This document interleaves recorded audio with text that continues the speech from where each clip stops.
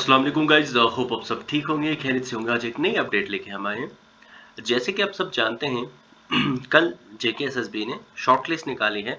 Junior assistant जो post के exams हुए थे उनकी एक शॉर्टलिस्ट निकाली गई है टाइपिंग टेस्ट के लिए। जैसे कि आप यहाँ पे देख सकते हैं shortlist candidates for conduct skill test typing test for junior assistant notification number 8/2025। ठीक है, ये यहाँ पे इन्होंने शॉर्टलिस्ट किया है।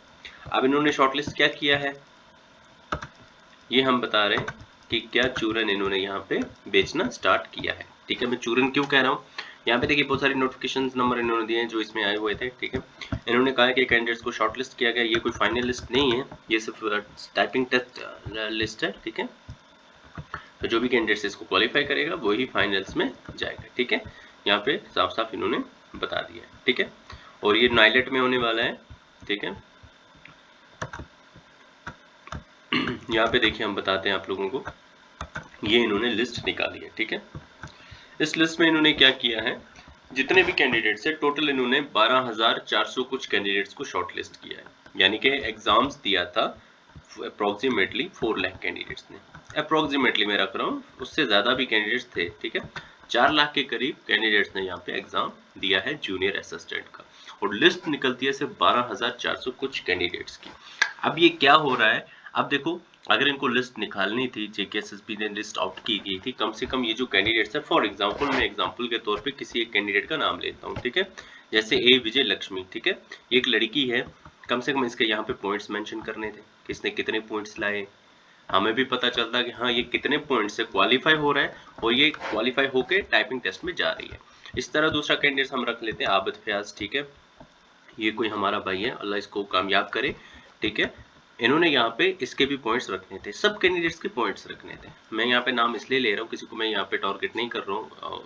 ठीक है, कोई भी मेरी वीडियो देखे तो बोले मेरा नाम क्यों लिया है, तो मैं सब किसी को भी टारगेट नहीं कर रहा हूँ।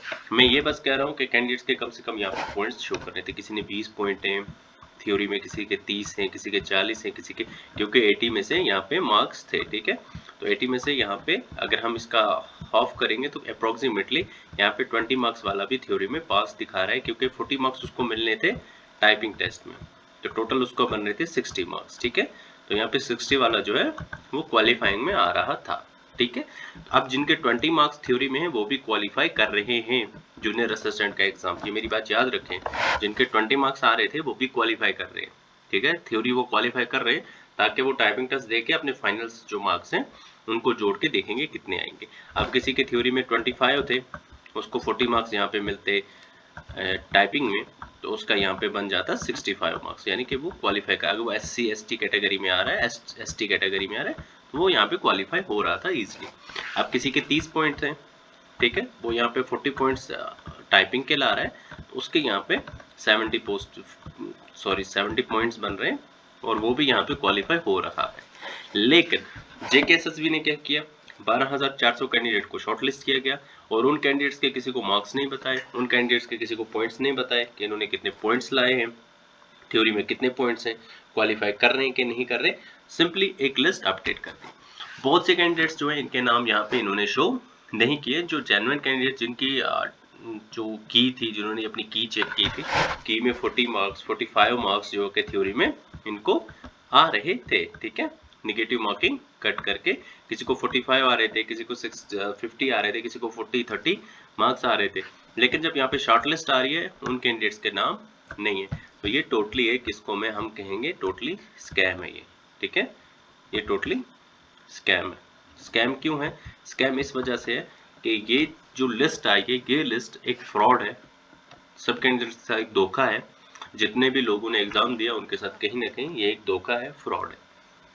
तो हमारी रिक्वेस्ट है सभी कैंडिडेट से, जितने भी कैंडिडेट्स हैं जिन्होंने एग्जाम दिए हैं, वो यहाँ पे ग्रेवियंस डालें, आवाज़ उठाएं, ताकि या तो ये लिस्ट कैंसिल हो या तो ये दूसरी लिस्ट निकालें टाइपिंग के लिए, सभी कैंडिडेट्स को रखें, या तो इस लिस्ट को कैंसिल करें, पहले मेरिट लिस्ट आउट करें, जिनके थ्योरी के पॉइंट्स कितने हैं वो आउट करें, उस हिसाब से फिर टाइपिंग वालों को चूज़ करें और उनके पॉइंट साथ में दें, फिर किसी को कोई दिक्कत नहीं है। जब इन सबको पता चलेगा हाँ मेरे पॉइंट्स इतने हैं, मैं क्वालिफाई नहीं कर पा रहा हूँ, देन उसको ज़रूरत नहीं है शोर करने की, चिल्लाने की, कोई मसला नहीं है, लेकिन कम से कम यहाँ पे पॉइंट्स तो दो भाई।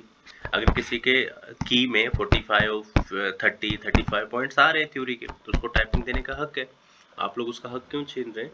तो टोटली ये स्कैम है, ये फ्रॉड है, और हम इसके खिलाफ आवाज़ उठाते हैं। मैं चाहता हूँ कि सभी कैंडिडेट्स कोर्ट का रुख करें, कोर्ट में जाके एक रजिस्टर कंप्लेन करें, ठीक है, कोर्ट में एक केस दायर करें, ताकि ये जो लिस्ट है ये लिस्ट बंद की जाए, दोबारा से लिस्ट निकाली जाए, पॉइंट्स के साथ लिस्ट निकाली जाए।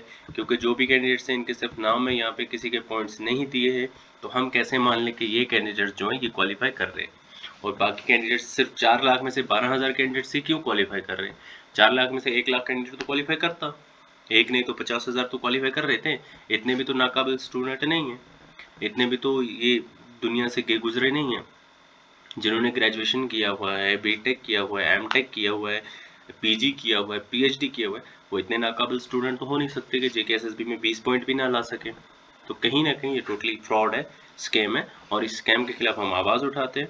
और मेरी रिक्वेस्ट है सभी कैंडिडेट से वो भी आवाज़ उठाएं और इस लिस्ट पे एक्ट लगाएं, ताकि इस लिस्ट को बंद किया जाए और दोबारा जो है लिस्ट निकाली जाए जिसमें मेरिट्स पॉइंट्स दिए जाएं सभी कैंडिडेट्स के, ताकि सब कैंडिडेट्स जो है अपने मार्क्स देख सकें, अपने पॉइंट्स देख सकें और टाइपिंग टेस्ट दे सकें। तो ये थी आज की हमारी अपडेट, होप आप सबको पसंद आई होगी। तो मिलते हैं ऐसी नेक्स्ट वीडियो में, तब तक के लिए खुदा हाफिज। और जेकेएसएसबी बार बार स्कैम करता है, ये बात याद रखें, और जेकेएसएसबी हमारे फ्यूचर्स के साथ खेल रहा है, तो इस पर रोक लगानी होगी।